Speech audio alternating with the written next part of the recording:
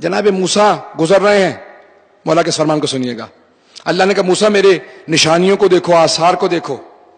ایک مقام سے گزر رہے تھے، دیکھا کہ کوئی آدمی بیٹھا، اس کا سارا گوشت گل چکا ہے اور استغفار کر رہا. اچانک دیکھا کہ ایک پرندہ آیا اور اس نے ایک انار کھولا اور ایک ایک دانہ کر کے اس آدمی کو کھلایا، اڑ کے واپس چلا گیا. کہا پروردگارہ یہ کون ہے؟ کہا موسیٰ آگے بڑھو، خود پوچھ لو.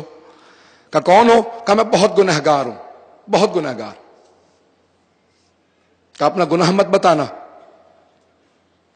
کہا میں اتنا گنہگار ہوں، 35 سال سے یہاں عبادت کر رہا ہوں، توبہ کر رہا ہوں، میرا سارا گوشت گل گیا. آپ کون ہیں؟ کس نے آپ کو بھیجا؟ کہا میں کلیم اللہ، موسیٰ کلیم اللہ ہوں، اللہ نے بھیجا.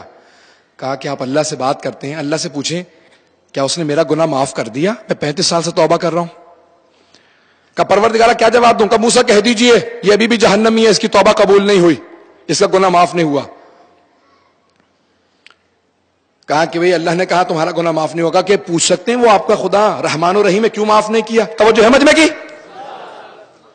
کہا پوچھ سکتے ہیں کیوں معاف نہیں کیا؟ مولا کہتے ہیں جناب موسیٰ نے کہا پروردگارہ کیا جواب دوں؟ کہا کہ موسیٰ اسے کہو یہ 35 سال سے یہاں بیٹھا ہے، میں نے اس پرندے کو معمور کر رکھا ہے، صبح سے شام تک اسے کھانا کھلاتا رہتا ہے.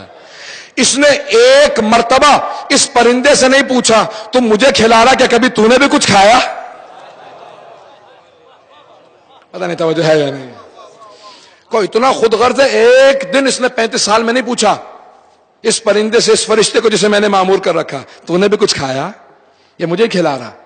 کہ اتنا خود غرض انسان اپنے لیے توبہ کر رہا. جناب موسیٰ نے بتایا، کہا کہ موسیٰ اپنے خدا سے کہیں میری اس عبادت کا کوئی صلہ مجھے دے گا؟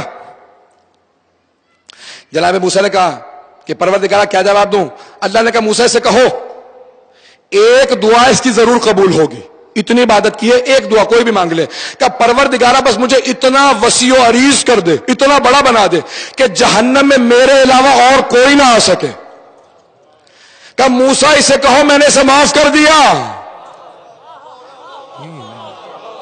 نہیں نہیں نہیں نہیں، جب تک سارے مجمع کو سمجھ میں نہ آئے.